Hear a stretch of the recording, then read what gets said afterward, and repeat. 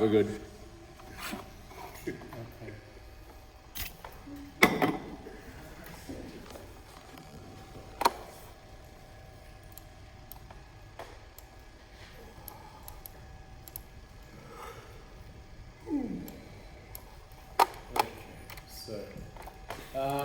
First question. No, that's not the one. This one. Okay, so organizational stuff. Working in an ICT environment means that you will have procedures. A lot of these questions are about policies and procedures. Summarize the key features of workplace procedures. So, you want things that will be in your workplace procedure that's going to make your life easier. So what can you do in a procedure? So what is a procedure? So there's a policy and there's a procedure. The policy is what you want. The procedure is how you can do it, right? Okay, so if the procedure is how we can do it, they're essentially instructions. What kind of instructions, and what can you do to make the instructions easier to understand and easier to follow? So would you give a big wall of text? Here you go, and just start typing. And please don't give me walls of text. My daughter was writing one of her assignments last night, and I saw it and my hair turned grey. There was a paragraph like that long. It was all one wall of text. And going, you know, your teacher is going to be very unhappy about that. I see that, and I don't want to read it. So I said, break it up into smaller paragraphs. But it's all about the same thing. It's okay, just start a new line. So what can we do to avoid big paragraphs, walls of text? Everyone hates walls of text. List. Keep it simple, Steve. We can keep it simple, step-by-step instructions. So numbered or bullet point instructions would be good. You should have an introduction which specifies who it's for and what this, so you don't want to get halfway through and go, hang on, that's not what I wanted to do. So in the introduction, you would talk about the purpose of the procedure, right? Talk about why that procedure exists. What kind of things would also make it easier? So we want to know what it's for, what it's about, who it's for, maybe. This is for people in IT. This is for people that will be going on holiday soon and want to apply for a break. Has Alyssa gone home? Because she left her... She's taken all the gear except her plastic thing and her earbuds. So she I doesn't. sent her a text. I sent her a text with Okay, cool. see if she Looking up, me. Alright, so we've got that, okay? What else makes instructions? So now think about instructions. Think about you reading instructions on how to do something. What kinds of things, instructions make your life easier? Images. So images, screenshots, diagrams, any kind of visual aid will make your life easier. Other things that make your life easier. So let's say something really complicated, like submitting an assessment. What do I give you? What do I give you to make sure that you haven't missed out on anything in the assessment? Checklist? Yes, a checklist. That's a good idea. So if you give checklists, people will make sure that they haven't left out a step or left out a file or a submission or something. And the other thing, of course, is how do you know if your version of the procedure is the most up-to-date version of the procedure? Version control? Version control. Oh, Raymond, you are on fire, man. Thank you very much. So the other subjects as well. So, what's that version? Just that, how do you know if it's if your procedure's up to date? Just So yeah, you use version control to make sure you're using the latest version of the procedure. And then anything else you can think of. But I will tell you, numbered steps, numbered iterative steps, saying now do this, now do this, now do this, and ordered steps makes a huge difference. It's amazing how many people go, oh, that's much easier now, rather than just a non-numbered list. A numbered list, people know, it just makes it easy for them. Blocks of text. No one wants to read that for instructions. No one does, no. And yet I get so many of those things submitted. I've just had a massive brain dump. I've typed it up as one huge sentence in one huge paragraph. You sort it out, Michael. I don't want to read that. That's horrible. Okay, discuss some of the limitations that workplace procedures may impose. So we've got a workplace procedure, and this is how you must do something. So think about what happens there. Limits flexibility. Limits flexibility. What else? There's other things. Creativity. Huh? No creativity. Yeah, limits creativity. It really kills creativity because you're always doing the same thing. This is straight out of your workbook, by the way. Which page? I You have a page. I don't know the page number, but it's definitely there because we talked about all these things. So limits flexibility, creates a rigid structure, limits creativity. Could you say something like, would procedures mention like a timeline you have to follow? Okay, so possibly a timeline, but it can also increase. So that, yes, what you're saying, but the other thing from that is it can actually increase, if it's an ineffective procedure, it can increase the time it takes to do something like dealing with the NRMA. You've got to get everyone to tick off stuff. Because middle managers, they love extra steps. So it looks like they're an important part of the whole process. Oh, no, I need to sign off on all of that. So let's add the step where I have to sign off on everything. Do you really need to sign off on it? Yes, because it helps me justify my job. So, but I'm too busy to sign off on it now, so you're going to have to wait till next week. What? It's a 2-minute thing, just sign it out. No. So, yeah, it can increase the time it takes for something to work. And that kind of inflexibility and strictness can reduce the effectiveness. Did I just repeat myself? Yeah, so that kind of rigidity can lead to inflexible.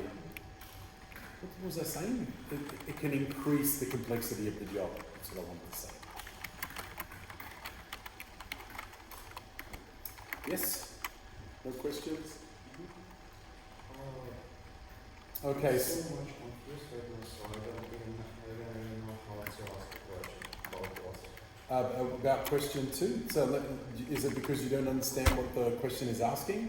Yes. So it's saying discuss some of the limitations that workplace procedures may impose on a workplace. So what it's saying is you've got workplace procedures. You must follow workplace procedures, right? If they've written a procedure, you have to follow it. So if you have to follow all workplace procedures exactly the way you are told to follow them, what kinds of limitations, how can it affect you adversely? So what are the bad parts about having workplace procedures? Having workplace procedures and that you must do everything one way means that you don't have flexibility. Can you see that? Andre? So if I tell you, okay, now this is how we cross the road. We step up to the road, we look left, we look right, and we look left again. If no one's coming, then we take a step. Then we take another step, then we take another step till we get to the other side and we step up on the curb. I say, that is how you cross the road. And then you come up to cross the road, you look right, and then left, and then right again. I say, nah, go back, do it again, you did it wrong. Because you looked right first instead of left, right? It leads to inflexibility. You have to do everything the way that it's specified in the procedure.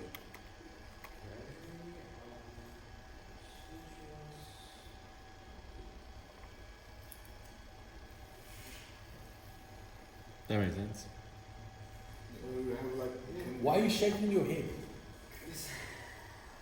He just Which part don't you understand what I just said? his brain is gone from the assignment. Are you looking at the right assessment? Yeah. Number B. I believe so, yeah. He needs his coffee. You know what? Just write down the notes that we're talking about. So all I'm telling you is things you should discuss. Okay, so if you just write the notes down, later on when you start putting it together, you can use the student workbook to answer the questions as well. The student workbook has a lot of this stuff. As if you go to the procedures section, it will answer some of these things directly. Okay? Yes.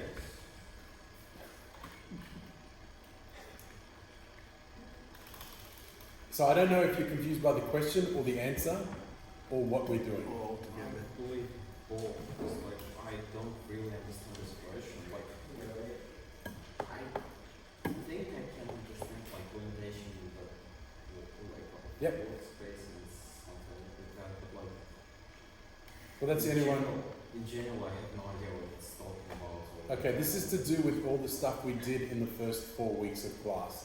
So in the first 4 weeks of class, we were talking about policies, procedures, we were talking about writing procedures, we were talking about, eventually from there we went on to copyright, IT, privacy policies and all that kind of stuff. But we spent at least a full lesson, maybe you were away, I don't know. We spent a full lesson talking about what policies were, what procedures were. We even mentioned work instructions and things like that. So these are the company documentation that you have that specify so a policy is the company saying, our policy is that we need to be environmentally sustainable. We will be environmentally sustainable when we buy our IT equipment. All IT department must be environmentally sustainable, and just talk about environmentally sustainable. Then the procedure tells you how to be environmentally sustainable. Step A, you must buy IT products from companies that have an environmentally sustainable policy themselves. So you must buy products from companies that follow environmentally sustainable practices. You must buy from companies that have the reduction of hazardous substances stamp on them. We have vetted these are the companies you can deal with. To be environmentally sustainable, you must, for instance, use, what are they called? Sustainable, or products that have been built in a sustainable way. You must use low electricity versions of things. You must use, or you must buy electricity from companies that are producing it sustainably. And so the procedures will have all these steps that you have to follow in order to be sustainable. The policy tells you what we want, the procedure tells you how to do it. Okay?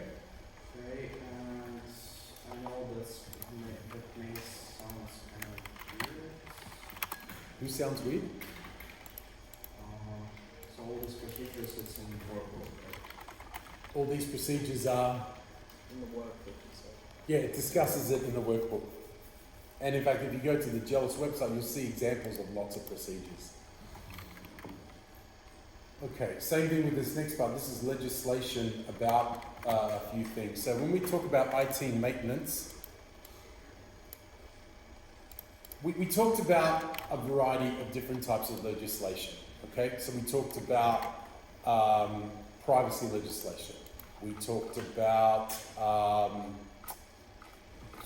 copyright legislation. We talked about IP, so intellectual property legislation, IP and copyright.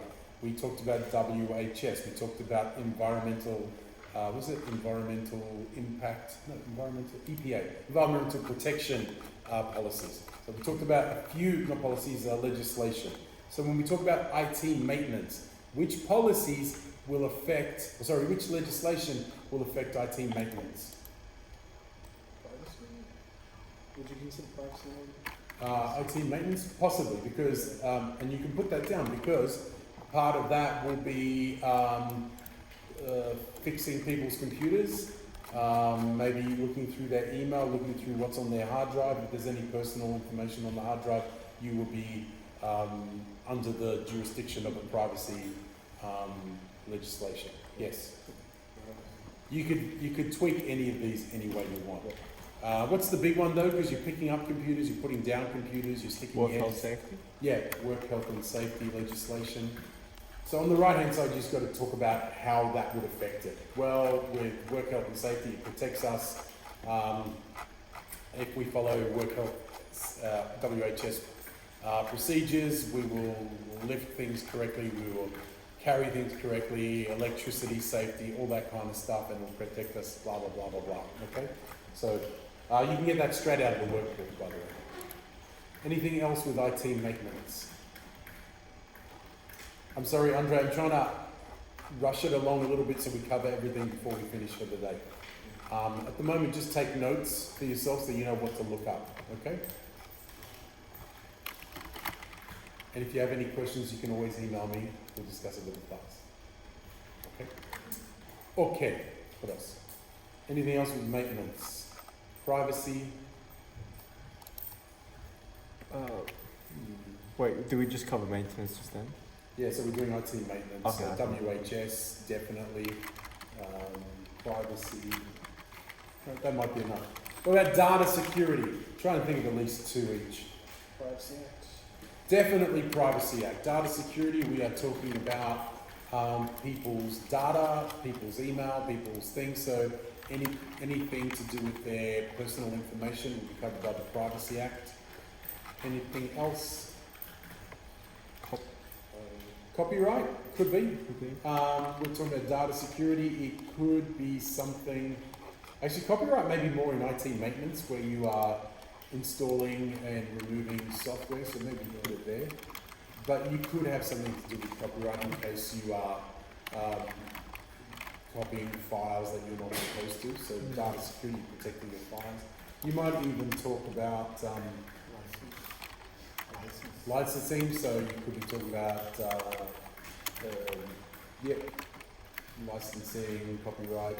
You could be talking about IP, intellectual property. IT maintenance, also when you dispose, go back to maintenance, when you dispose of your hardware and stuff, that would be environmental protection. Yeah.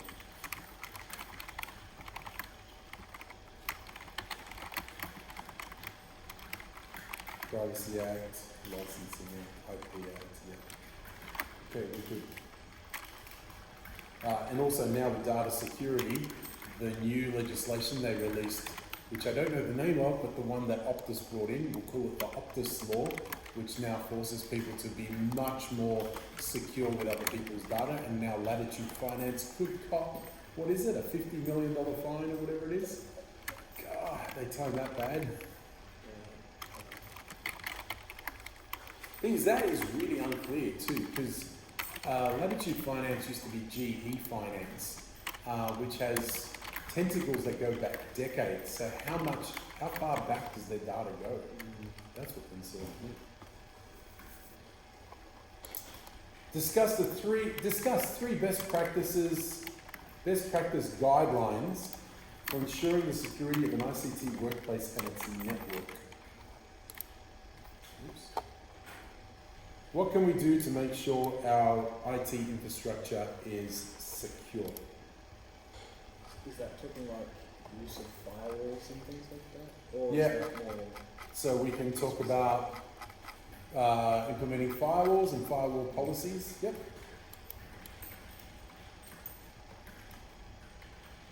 Anything else? User access control. Oh, look at you go.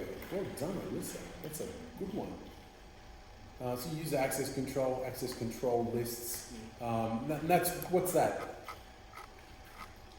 User access control. Is that just like permissions for what people are allowed to do? Yeah, so that's you controlling who's allowed to access what. Yeah. So salespeople are allowed to look at sales data and marketing material, but they're not allowed to look at people's pay rates and HR folders and stuff. Anything else? What's the thing that we always think about when we think about security? Passwords. So you probably look at a good password policy. You look at two-factor authentication for remote workers. Do you need two-factor authentication working on site? It's an interesting question. Maybe, maybe not. I'm not saying there's a right or wrong answer.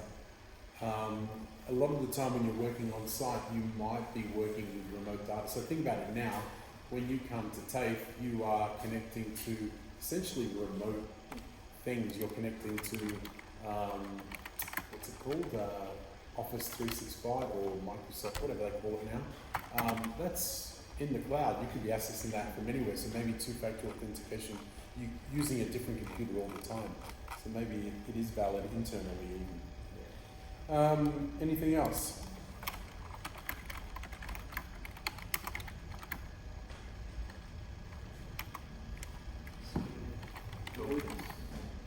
Token? Tokens? Awesome. Tokens Yeah. for authentication. Yeah, you could use login tokens or authentication tokens. Yeah.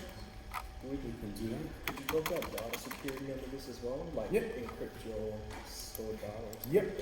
So ensure that data is encrypted. You might even use encryption in transit. So when you're setting the data, it's sent using a VPN or something like that.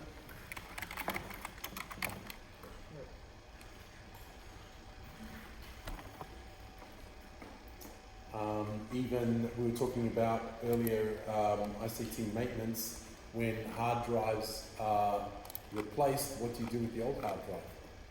Because the old hard drive, it might be damaged, but it still might be readable, or it just might be a small hard drive and you want to replace it with a bigger hard drive. The smaller hard drive means the data is still working. What do you do with it? So you need to talk about how to securely dispose of hardware. Yeah, what hardware can be recycled, what hardware must be disposed of, or how to destroy data, how to dispose of data. It's something Optus really needed to work on. And Latitude, I think their breach went back decades. So it's like, why are you keeping information, like identification information? Like once you're identified, that should be enough, right? Okay, you are who you say you are, that's enough for us. Or maybe after a year, yep, you checked out, you've paid all your bills, you're a good person, we'll get rid of your identification information. Why do you need pictures of licenses and passports and things online? It's just too easy to keep that info now. Remember before they take a photocopy of your ID, and then that would go in a drawer somewhere, and eventually that would age and fall apart. Maybe that's what they need. They need, that'd be brilliant. Built-in aging. So you save the data, and every year it fades a little bit and fades a little bit until it's completely white and there's no data in it. Just have every hard drive, whatever it is, reformat itself at the end of 10 years or something.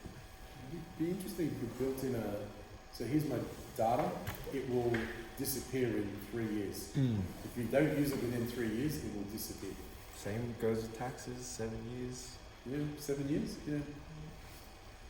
Doing that Do you trust that though? That's it. No, they could tell you that that's what they're using. Right, analyze at least 3 common sustainable. You need to go. You'll need to talk to everyone. Yeah. Mr. Fernando. I need to serve people that doesn't like me. You do? Don't be. I have some people who doesn't like me. Oh, I find Make that. them like you and give you tips. Nah, they don't. Not Australians. Is it because you swear at them? Yeah, it's like usually it's a couple of family. They just like Terrible choice of food. yeah. They go up People. and like, excuse me.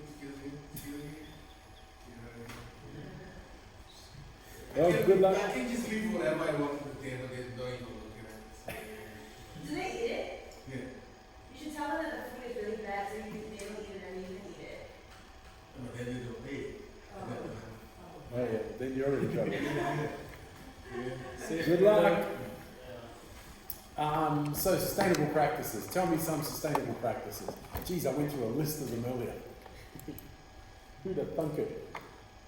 Use electricity providers that are Sustainable? yeah. clean Yeah. electricity. Electricity providers with sustainable sources, or sustainable electricity methods.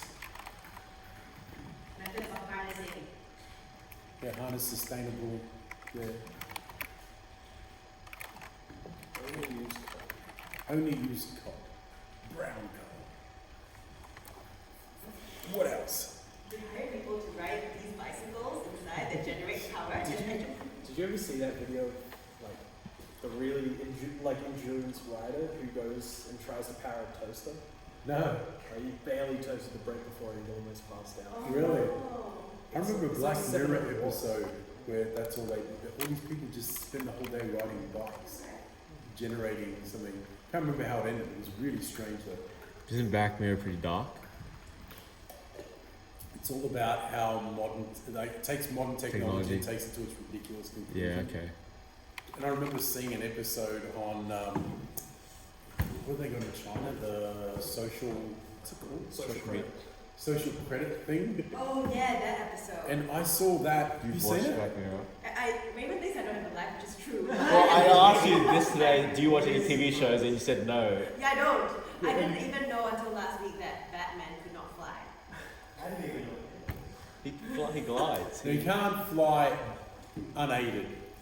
There you But go. he's got a bat plane. Of course he can fly. He's got a bat plane. Anyway, but he can glide and float. But in that episode, I saw that episode, I don't know when, and then I saw that they were implementing, like a year and a half later or 2 years later, they're implementing that thing in China. And no way. That's nuts. Did they see the episode implemented, or have they been planning it? So trying to work out which one came first. So what is it again? What are they? So what's in the premise? episode, everything you do gets reflected. So you know how you get likes? Yeah. So the more likes you have, the higher your score. So you get this social index score. And the higher your score, the more people like you, the more people want to be around you. The more you can do, so you can get better quality hotel rooms and the better quality things. And as long as you maintain that, but it's really interesting because anyone can give you a bad score. So you frown at someone and then they give you a low score and that drops your average and then and so it's about that, about how you can steadily decline and how fake it is to be someone that's got a 5 all the time. Because it's physically impossible. You're going to be mean to someone somewhere and then how people decline. Unless you're Gigi. No one's ever going to put you down. Gigi who? Who's killers?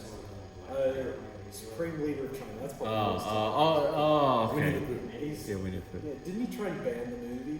Yeah, he did. Well, Winnie the Pooh is banned. He didn't. Sorry, his reasoning wasn't that it looked like him, although it certainly does. It It's does. because he's not wearing pants in his movie. That was his reasoning, but everyone's like, it just looks like it. Every time, you never see him smile. He's always got that Xi Jinping smirk. So it always looks like he's just going, oh, I've got a headache, I just want to go home. Always looks like that, even when he met with Putin. Anyway, more sustainable practices. How many have we got? Recycle your One. old. Yep, recycle or reuse old IT parts. Cool solution. And, so that's pretty good. What else? One more. Use a provider that, so if you're going to buy your hardware from someone that implements environmental sustainability. So someone that sources their products environmentally, builds their products environmentally sustainably, or at least has the ROHS. Everyone knows what the ROHS is? You've seen ROHS on the sides of things? Something sustainable.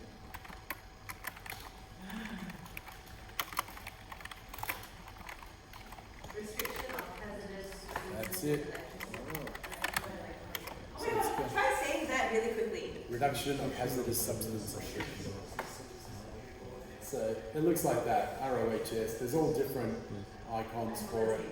Probably something like that. If you think you're looking straight in the concept. Wow. Sorry? If you think you're straight in the I'm not sharing my screen. Who Am I not sharing my Okay, screen? you try. Oh no, I've been talking to you like I'm sharing my screen. Yeah, right. And as you can see here, blah blah blah. No wonder Andre was confused. I'm going to see over here. This thing. Michael, Yeah. can you say that really quickly? Reduction of hazardous substances. The full thing. I did. Reduction of hazardous substances. In electrical and electronic equipment. Oh. ROHS just stands for reduction of. Alright. Oh, in electrical and electronic equipment. Anyway, so it's reducing all these things. Lead, mercury, cadmium, and various covalent versions of chrome. Lots of chrome and lots of plastics. And so yeah, you want to buy something that's ROHS compliant. That would help. And not throwing stuff into landfill, using responsible recyclers. And then beyond that, you could implement things like virtualization. Virtualization is better for the environment. Rather than buying a server for each service that you need to run, you buy one server and run multiple things on there because you've reduced your server footprint. That means you use less air conditioning less bad substances. You can also go the way of cloud. Cloud theoretically should be more environmentally compatible because you're not putting any servers in your shop floor. It's all in the cloud, and that should be running as efficiently as possible. Is it? I don't know. That's the problem. I don't know. Wait, what do you, sorry, you, buy one server to run what? So you buy one server, To and then run- on that server, you can create virtual servers and run 3, 4, 5, 6 servers on that one box by virtualizing. And that's more efficient use of the hardware. So a lot of the time what you're doing is you're buying a really powerful server because you might need it, and hey, they gave you 10 grand, you might as well buy a big server. I'll buy the expensive one, thanks. And then that 10 grand server ends up sitting there most of the time doing nothing because it's really fast. So it does what you ask it to do and sits there and go, yeah, what else do you want? So if you take a look at computers, most of the time they're sitting around waiting for input. We're getting faster and faster computers so they can sit around longer waiting for input. Okay, so that's about 5 or 6 things, yeah? So pick 3 of those, or more if you want. Now we need to talk about critical thinking. Let's take a look at this. Outline the research approaches, qualitative, quantitative, and mixed methods. So what we need to do is talk about the difference between qualitative, and quantitative. Quantitative, what do they sound like? Qualitative, less is more. So quantitative? Qualitative. Qualitative is about the quality. You're researching the quality. So it's not something that, it might be something that's measurable, but it's more about the description. So if you are referring to, say, a computer, you might talk about so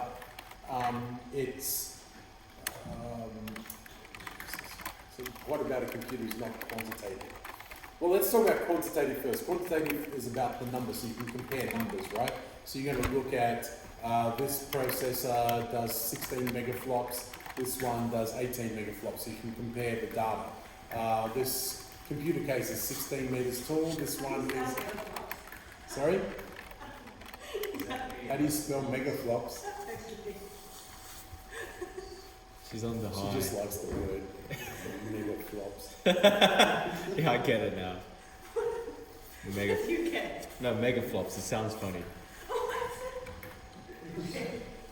No, I mean like mega flops. Like mega, like you got megabytes, mega thing, and then you have mega flops. Flip flops, like something. Raymond is a megaflop. What are you on about?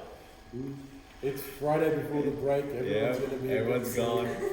It's going slightly this Yeah, you are. So quantitative is anything you can measure. You measure the value. So this can process 30 frames per second. This can process 45. This can process 90. But qualitative is about the quality. So it's more about this one has a nicer interface. You can't measure an interface. So the graphical user interface on this is nicer than that one. This one has better documentation. This one has better, so you're comparing the documentation, you're comparing things that you can't measure. Okay, so one is about the quality, the look and feel. The other one is about the numbers. But ideally what you want is a mixed method. So you probably want, when you're doing your research, to compare things quality-based and quantity-based. And you'll see that whenever you do read these shootouts. Anyone do this? They go to a computer website like, what's his name? Tom's Hardware or something. They do a shootout on graphics cards. They'll give you quantitative data. This did this in 13 seconds. This did this in 14 seconds. But then they'll also talk about qualitative things like the fact that one comes with a driver disk and the other doesn't. You can't measure that. That's yes or no. But this one has better what's it called? Better software added, things like that. So it's usually a matter of both. We've got enough info there? Yeah. Thanks. I've never did anything. It's because you're laughing at mega flops. Well, maybe So, it has qualitative data is about the quality of something. It's not something that's measurable. Yeah, It's, I understand it, but oh, you haven't written anything. no, I understand it, but then you can't really describe it like that in the assessment, can you? An assessment. In this Yeah, knowledge yeah. assessment. Yeah, it's fine. If you talk about quality of data, it's about the non-measurable things, about the quality, the non-mathematical Yeah. elements, the look and feel of something, So like, the I how guess and it'd be kind why. of like a user review, not just like a science review or something. Yes. Probably. Whereas, yeah, quantitative is about the numbers, it's measurements. This computer works properly. Could I, for this question, just give an example of a scenario and then just reference that scenario? You could. Yeah. The other thing is this is in your workbook. So we're doing Oh, it yeah. without workbook so that you hopefully don't end up with cut and paste from the workbook. Yeah. So use what we talk about and then try and embellish it if you need to. Okay. So describe some key sources that you could use for finding reliable information on workplace procedures. We're back to workplace procedures, damn it. So we're looking at research of workplace procedures. So where would you find information? Company intranet. Company internet is the perfect answer. But we've got to somehow blow that out to 150 words. No, we don't. It's not the only place though, is it? Because what we want to do is discuss the reliability of these sources. Company intranet, based on whether it's kept up to date or not, or how often it's updated, could be very reliable, but you would still need to check the versions of documents. Hopefully the company intranet is the source, right? The ultimate source. But where else could you get information about company procedures in that? So you go work for a new company, you go, oh, how do I find out about stuff? They might have like a wiki. The data policies. So think about it, in real world, you go and work for a company, you go, how do I find out stuff? You ask someone. You ask someone, yeah. So you ask your colleagues, or you ask your manager, or you ask HR. So there's a variety of ways you can do that. You can ask face to face or in a meeting. You can send out emails to clients and say, hey, how do I do this? You might even talk to like the HR department. This is about reliable information on workplace procedures. So you can talk directly to the HR department. You can phone the HR department. Well, in the olden days you could have. I don't even know how you contact the HR departments now. I have no idea how to contact the HR department for TAFE.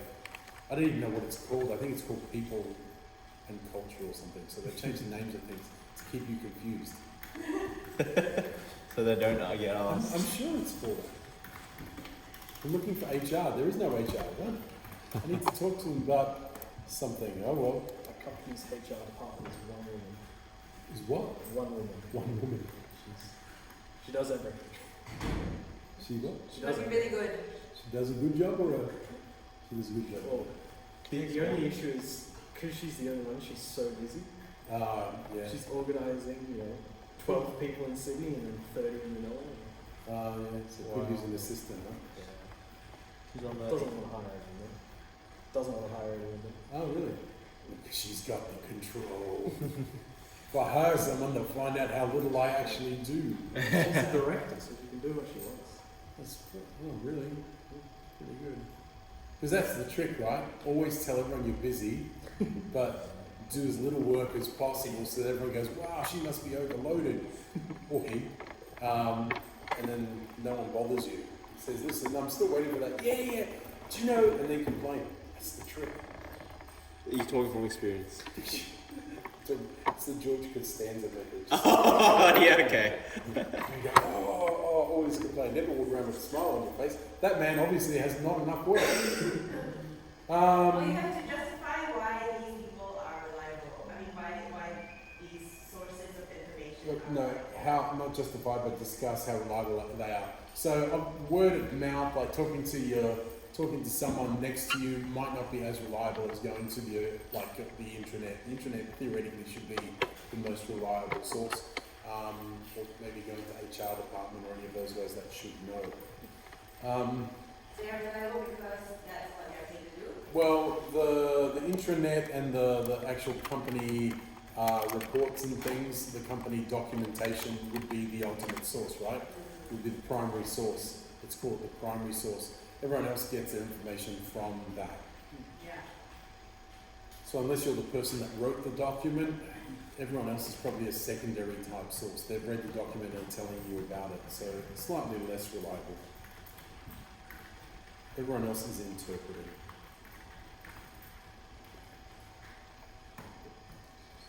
Okay, so we get the feel for that answer, what we're supposed to do. You can talk about all those different sources, but ideally the primary source will be the documents themselves. And so they'd be on your company intranet or the HR section of the public folders. Somewhere there would be a repository somewhere. These days typically intranet, because everyone's familiar with that.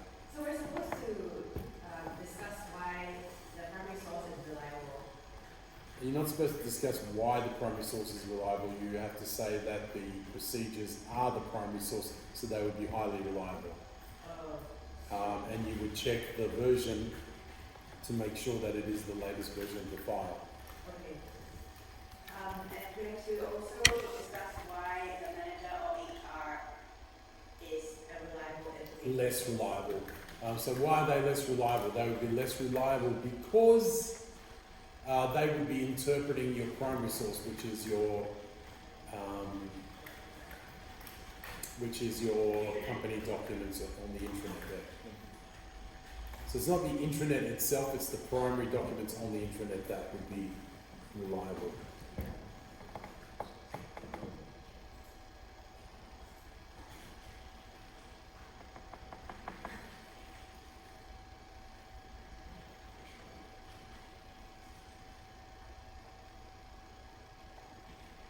Okay, so as far as vague questions, Andre, this next one is vague. Are we ready to move on to the next one? Yes. Yeah, so discuss the planning methods or strategies that would be suitable for implementing technology within an organization. Now that's a whole subject. Right, so that's like, how do you implement technology within an organization? That's a subject. So what kind of planning methods or strategies would you have? So things that we could do.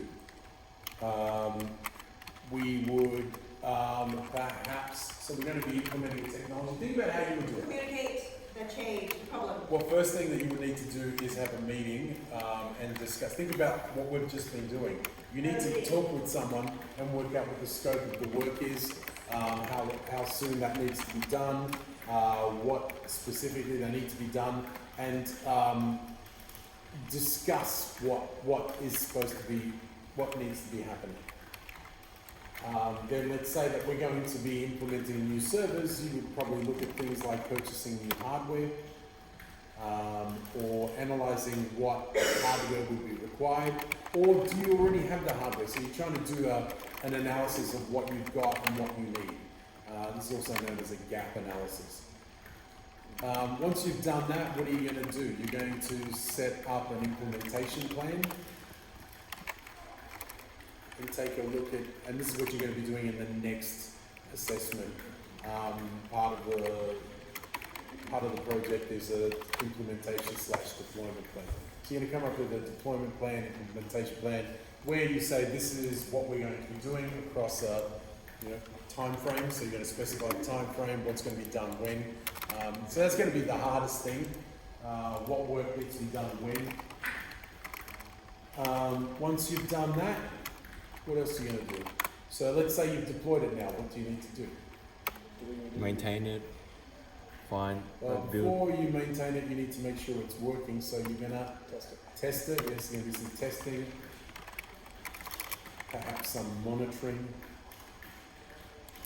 Do you need to mention if your employees need training?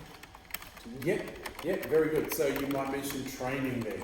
So you want to say test it, implement it. Once it's a new technology, you might need to train employees in the new technology. So you'll have to come up with a training plan. And that's a whole separate section too, because you can do a training needs analysis and then work out a schedule, get people to book on, etc., etc. But let's just say provide training. One of the things that you would do in your deployment plan is think about what to do. So consider what you would do if you're. Alright. I'm going to start again. So what you will need is a business continuity plan. So the people are going to be working, let's say we're deploying new hardware onto a floor, you've got people that need to continue working, but you're taking all their computers off them, so what are you going to do? Well, you guys can work at home while we deploy, so don't come into work for a week, or use your own hardware at home. Whatever it is, you need to come up with some kind of continuity plan, yeah?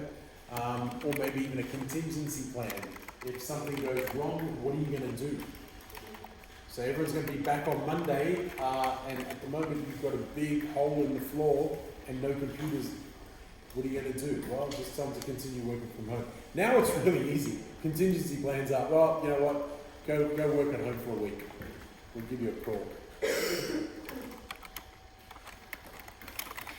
You may even somewhere in there look at, you might look at budget, discuss budget, things like that. Anything else you can think of? That's plenty for 200 words. Yeah, just communicate change. Yeah, if you think of anything else, just Communicate change. communicate. Thank you. Yes. You will need to do that as well. So you need to let people know what's happened, what's happening. Okay, so we're up to ICT support. This is another one of those horrible questions where you could write an essay for some of these sections. I'm going to sit down for a little bit. Oh.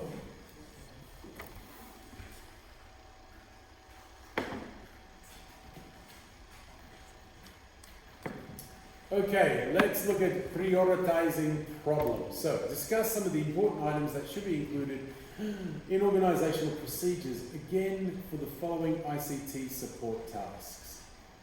Prioritizing problems. So here's the question. We're going to have a procedure. You are working at help desk. So imagine this scenario.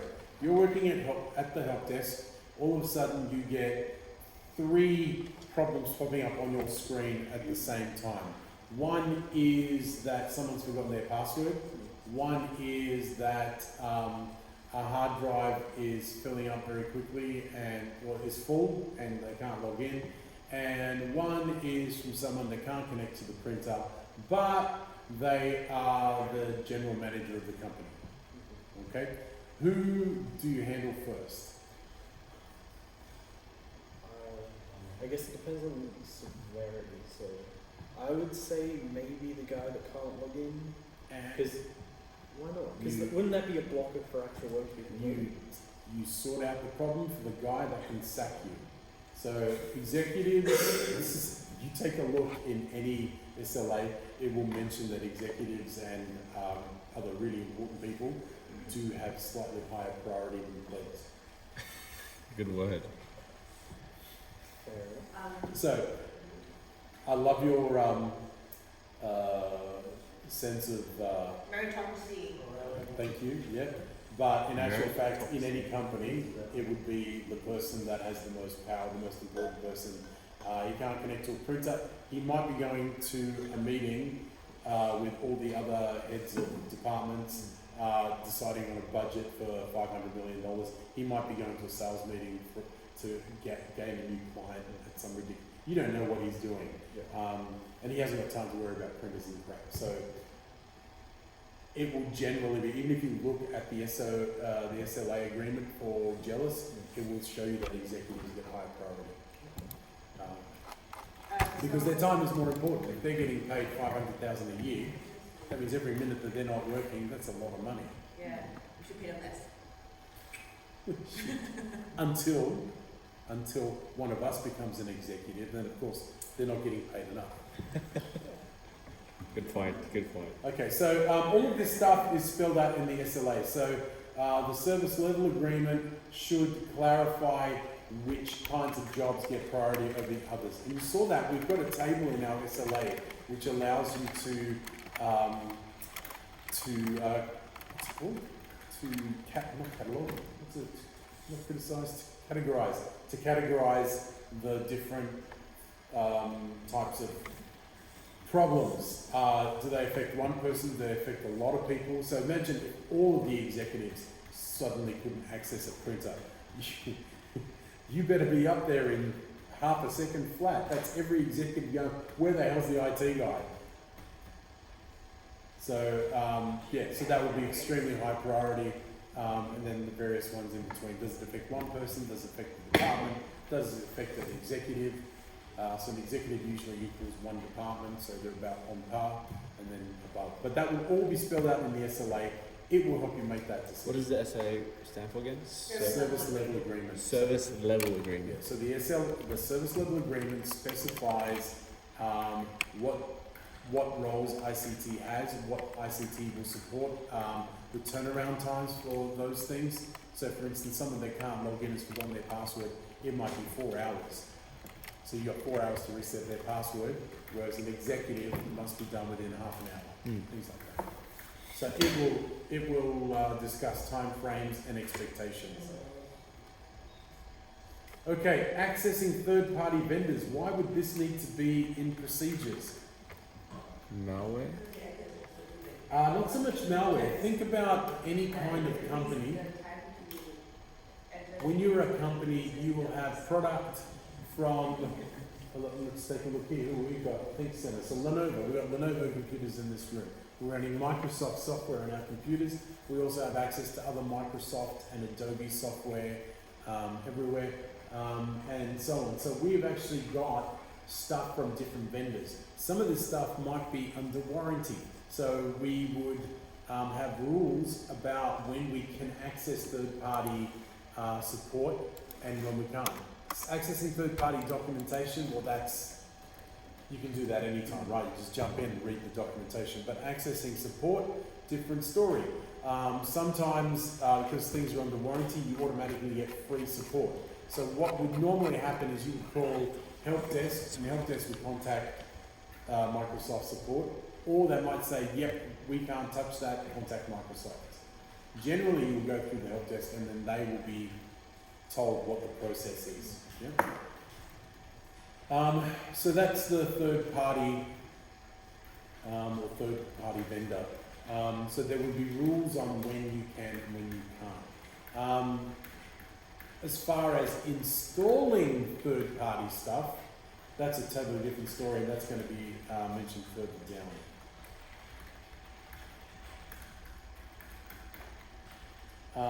About performing maintenance, are there rules, documentation? Generally, with performing maintenance, there would be ICT maintenance policy. Most companies will have this, and the ICT maintenance policy will specify what kind of things need to be done when. So if we're talking about preventative maintenance, there will be processes such as running updates. A lot of this stuff, so for instance, if we're doing updates, right? Updates will follow the ITIL, what's it called, change model. Request for change? No, change management model. And so what will happen with the change management model is you will notify people that there's going to be a change, like 1 month ahead, tell them what the expected impact will be, etc., and then wait for feedback. If there's been no feedback for 2 weeks, well, then you can go ahead with the change. But everyone knows what it is. You say this is what it was, this is what it will be, and all that kind of stuff. So you would follow good change management practices. Other kinds of maintenance where you need to replace hardware or that kind of stuff, you will need to follow the guidelines, and the guidelines need to be very specific. So very clear, maybe not specific, but very clear what are the expectations of you and what can and can't be done. What about preparing and distributing maintenance reports? So what's a maintenance report? This one's a really weird one because preparing and distributing maintenance reports, that will pretty much be the realm of the IT guys. So maintenance reports will be what happens there is you do something to do with maintenance. So you've deployed an update, you have removed some software, we're no longer supporting the software, please remove it. You've done some kind of centralized push out, so you've used, say, System Center Operations Manager, and you've pushed out some software, pushed out some software change, or you may have downloaded updates, installed updates on machines and got them to restart, updates to the operating system, updates to software, etc. And then what you want is some reports from there to say which machines got it, which ones didn't. So you would specify the kinds of reports in the procedure. You would specify the kinds of reports that are allowed to be generated and who's privy to them. Remember, in your maintenance reports, there could be some really valuable information that you don't want to get through sensitive data, names of computers, IP addresses, server names and addresses, and things like that. So you want to be sure that it's only being read by the people that need to be able to read it and have access to it. A lot of the time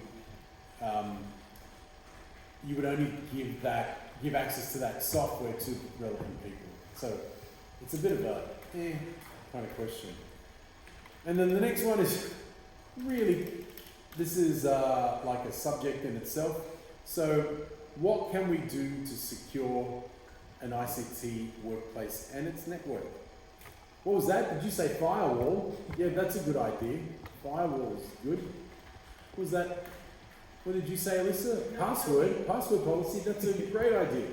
Implement a password policy and make sure it's adhered to. Well, was there any other? Access control list, did you say? Access control list can do. Are you getting a sense of repetition? Encrypt data. You can encrypt data, that's a great one.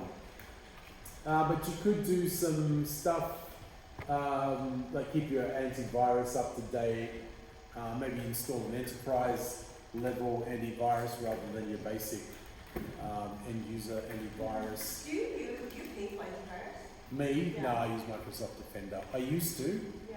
I used to use a really cool one, but I never updated it, and that was the semantic endpoint protection. I'm thinking of deploying the Microsoft version because I sort of get it for free. But the semantic endpoint protection gives you a server, an antivirus server, and then all your machines are clients, and so you control all the antivirus here. You push out the updates, and they give a report, so you can just sit here and go, right, has anyone infected? Because if you think about it, in my house, how many devices have we got? A lot. Everyone's got devices. So if the scanner is running on those machines, on the phones, on the desktops, on the laptops, on the whatever, and they all report back to the server, then I can see if anyone's been infected or not. So I get a report. Yeah. That's why an enterprise solution is really good, because it's central and pushed out, Yeah. rather than you run yours and you let me know if anything goes wrong, you run yours, let me know if anything goes on. You're relying on everyone doing the right thing. So now you just use Microsoft Defender. Yeah. Is it just generally free for people? Yeah. And it's just as good as most of the others. As far as detection goes, it's between 92 and 97%. So all the tests I've seen, 92 to 97. Yes, if one of the ones between 92 and 97 gets you, you're gone. But most of them are catching most of them. So they're fairly all effective. Okay, so let's take a look at question 2. Working in ICT often means providing client support through a help desk or service desk. Outline the common structure of a help desk service desk. So what we want to talk about there is what you will see in a help desk situation. So typically, Oh, no, wait. yeah, Are you ready for another dad joke? yes. Probably got a pet surface and your monitor. Probably your keyboard as well. Sorry. So a typical service desk, you can tell it's getting onto the holidays, right? So think about what you get. You typically have first level support. So first level support will be answering the call, and the role of first level support will be to categorize the problem to start with. If they can solve it, they will solve it. If they can't solve it, what are they going to do? Escalate it. They're going to escalate it. So when they escalate it, you get to second level support. With second level support, that is usually a more technical problem, so they'll be solving more technical problems. And if they're solving more technical problems, that means they're usually a little bit more knowledgeable.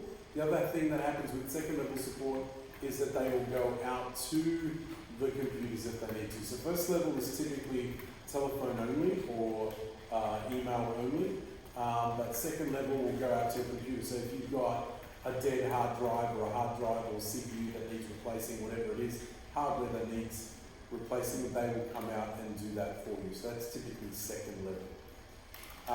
If that is beyond second level, if the problem is beyond second level, then it will go up to third level. So third level support is usually when there is a problem in an entire department. So it's an entire department is experiencing a problem, or a particular server is misbehaving, or a particular service is not working.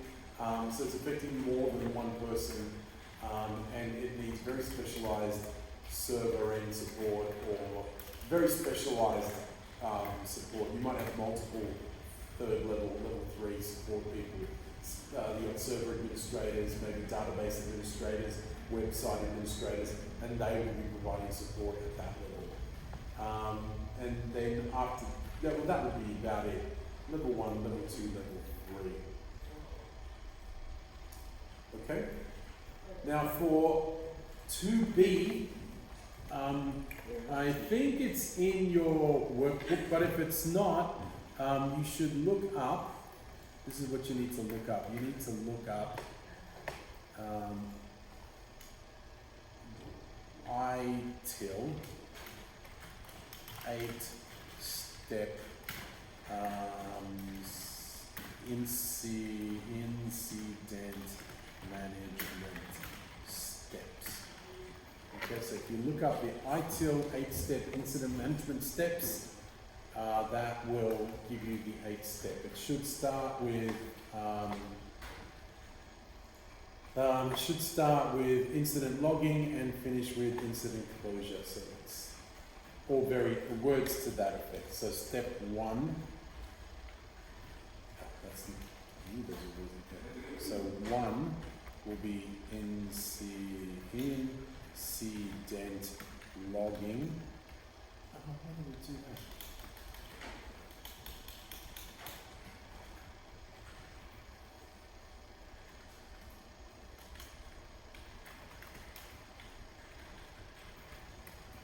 And 8 will be incident closure. Okay, and then there are 6 other steps in between. Okay, so if you find it, literally ITIL 8-step incident management. Each step give one sentence description. I'm happy, you're happy, we're all happy. Okay. That's the only one I'm not going to go through in detail. I think it's referenced in the student workbook, but if you just Google that, all the steps and answers and everything are in there. Did you find it? So start with incident logging. That's what we want. And then just a one sentence for each.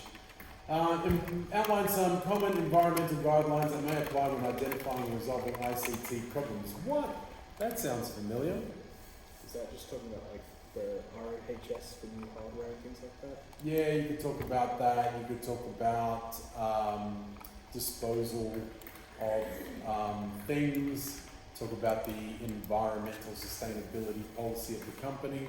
Talk about the environmental guidelines. Talk about the Environmental Protection Act and things like that.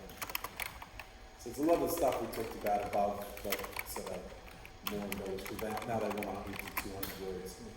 So talk about the fact that technological waste is bad for the environment. You should buy, if you're buying replacement parts, they should be environmentally sustainable, reduction of hazardous substances from companies that follow as much as possible environmentally sustainable stuff. That your product should be disposed of responsibly, because a lot of the stuff that you are disposing of is easier to recycle than to mine it from scratch. So it's called cobalt. Cobalt is much easier to recycle than to mine it from scratch, and yet we're burying it. So in 100 years' time, when cobalt becomes stupid expensive, we're going to be mining IT waste dumps to get all the cobalt out of there, and stuff like that. Okay, so down here, this is all you need to do. You need to talk about hard disk drive and solid state drive. Solid state drive, HDD and SSD. And so talk about features, advantages and disadvantages. Advantages of here, the advantages of one and disadvantages of the other. So one is fast but expensive, the other one is cheap but slow and has moving parts. So SSD, no moving parts, HDD, lots of moving parts, high latency, all that kind of stuff. Okay, oh my God, this just goes on and on. Oh, that's the last one. Okay, so let's do the last one. Are we okay with this one? Any questions? Okay, it's literally a hardware question. Discuss 3 key features of an operating system. So let's talk about features of an operating system. What does an operating system give you? User interface. So we would type in here, user interface, and then which feature of a current operating system? It shall be Windows 10. So make it Windows 10. What, because then we can discuss the answer. What is the current feature of an operating system that gives you that? So in Windows, it would be the Windows Graphical User Interface, or the Windows GUI. But there are 2 other user interfaces in Windows. Does anyone know what they are? One is the command prompt. One is the command prompt. So when you do... Wait, would it be command prompt? Am I projecting now? Yeah. So when you do... Would you consider it command prompt or command line? It's called the command prompt. The command prompt is the command line interface. So you would say CLI and then say command prompt. What's the third one? That would be Windows PowerShell. That would be Windows PowerShell. Anyway, Windows PowerShell, which is like this but blue. And that too is the command line interface. What, Michael? That's crazy. 2 command line interfaces, 1 graphical. What's another function of an operating system? Was that file and folder management? Yeah, file and folder management is really important. It actually even provides you with a file system. So file and folder management, how do you do that in Windows? File Explorer. Awesome. What else? Oh, is that application management? Yeah, application management. The role of an operating system is to start applications, run applications, and also allow you to shut them down. As a part of running the application, it will give resources to that application. Things like CPU time, RAM, and maybe access to other sub-processors. So if we're doing that, what tool allows us to manage and look at our applications? Task Manager? So Task Manager allows us to shut down and even start new processes. Yeah, Task Manager. Other things might be the Start button, is the Start menu. Sorry, the Start menu allows you to start applications and that. What's another function of an operating system? Resource management. Yeah, it manages resources. What kind of tool can we use for managing our resources? What's resources?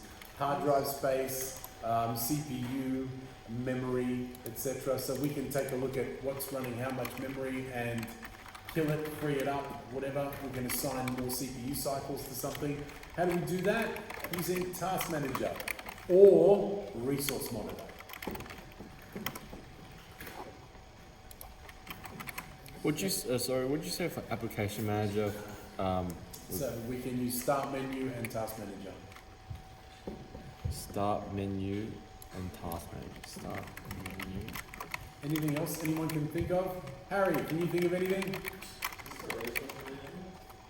How do you spell Resource Manager? Resource Monitor. This is for resource managers. Yeah. Well, anything new, not resource management, any other thing that an operating system does. His operating system is down.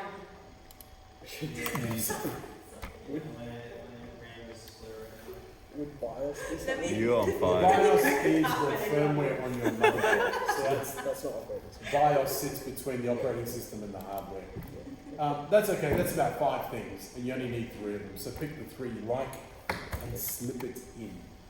Okay, so that's that. You just need to make it pretty. Yeah, so that should take you about an hour.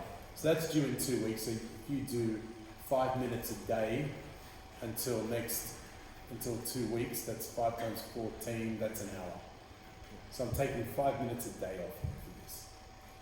Again, if you have any issues, anything's confusing you with this one, it's fairly straightforward, but if anything's confusing you, please email me. If anything's causing you consternation and keeping you up at night, just email me and I'll point you in the right direction, okay?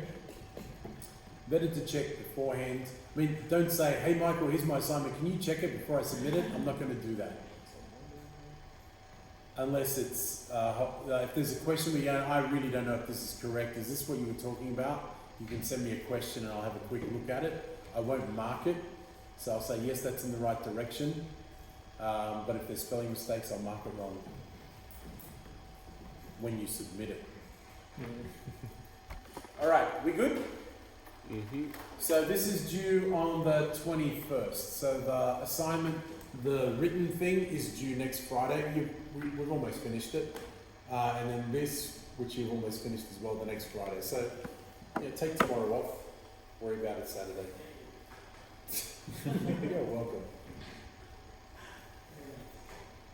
And again, like I said, if you have any problems, questions, concerns, something's keeping you up at night, send me an email and I will try and ease the pain. Otherwise, have a good break. Try to find some time to let your mind wander and think about the good things.